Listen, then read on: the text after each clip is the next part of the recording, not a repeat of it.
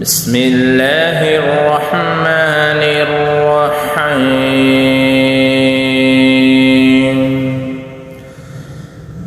سبح لله ما في السماوات وما في الأرض وهو العزيز الحكيم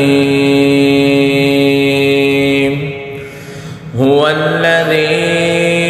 أخرج الذين كفروا من أهل الكتاب من ديارهم لأول الحشر ما ظننتم أن يخرجوا وظنوا أنهم مانعتهم حصونهم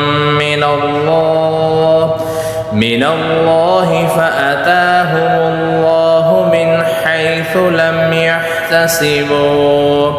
وقذف في قلوبهم الرعب يخربون بيوتهم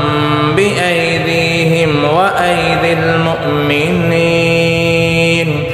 فاعتبروا يا أولي الأبصار ولولا أن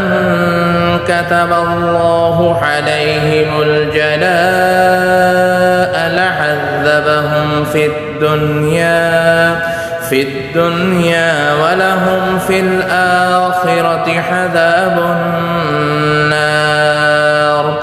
ذلك بأنهم شاقوا الله ورسوله ومن يشاق الله فإن الله شديد العقاب